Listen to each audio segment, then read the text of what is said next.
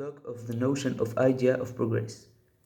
This notion can be defined as an improvement or a development or a technical change which contributes to live in a better world and a better place.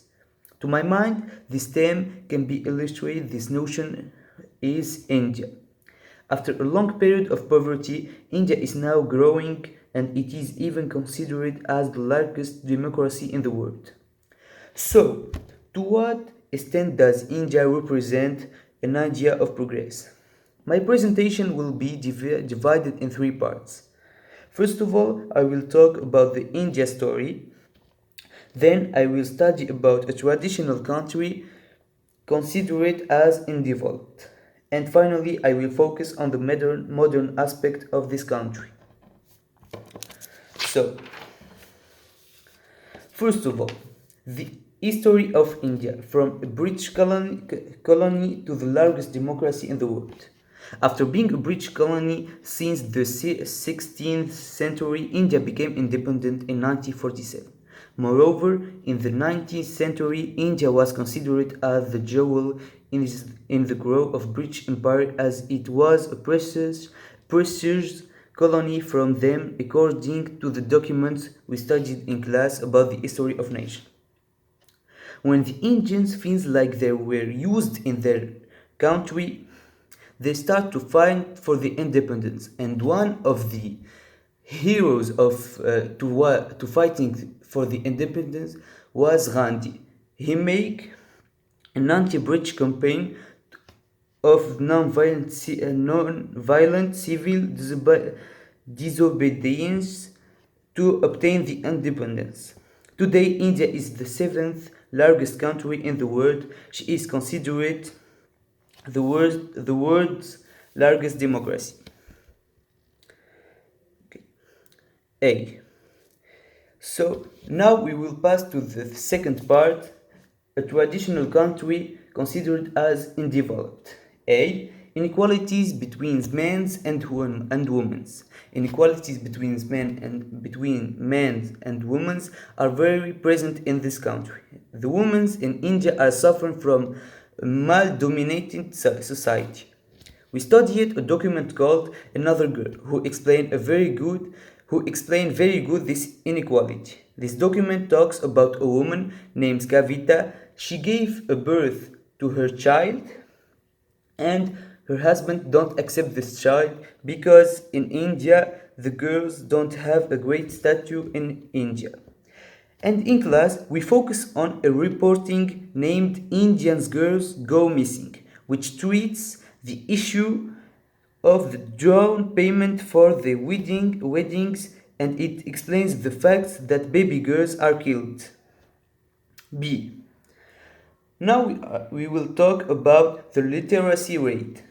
In India, the literacy rate is around 74% of inhabitants. It means that 25% of inhabitants don't know how to write or in English or how to read. So, now we will talk about the inequality between Indian citizens. One of the most important problems in India is the caste system. As we discussed in class and mentioned in the documents, the population is divided into 5 social from Brahmins, the top class, to the untouchable, the lowest class. And now we will talk finally about the third part of my presentation, India on the march, how India evolued. A technical, economical and social advances. India has over important GPD, where we can see in the evolution of the country from 1990 to 2009.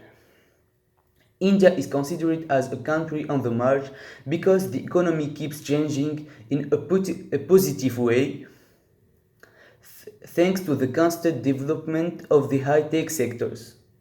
A graphic studied in class informed us that this country overcrowded. Nowadays, India counts 1.3 billion inhabitants and we studied and estimated that in 2050 it will be 1.7 billions. So now we will study and focus uh, on the on another part who talks about a microcredit system. India used a system called the microcross, which concept changed the country. It consists on granting small loans to people who can't get loans the traditional banks because they are too poor. So now we will talk about the language and the religions. India counts many languages which shows that it is a diverse country. In fact, the Hindi is the most spoken one. 80.5% in India are Hindu and 13.4% are Muslims. These are the main religion there.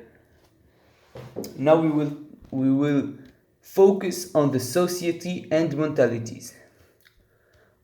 We studied an article published in the New York Times called Changing India. Society changed a lot. The narrator decided to go in India by himself to make up his own opinion to this country. And people's mentalities change a lot also. People are more open-minded, more open to the world. Divorcing are accepted. People are more hopeful and more ambitious. Ambitious. So to finish, we can say that India is becoming a country of progress because she made a lot of progress, such in economy and politics. Some people may consider India advanced and modern country. For me, India is not a developed country because she still have to improve. There are many social inequalities and the gap between rich and poor is so vast.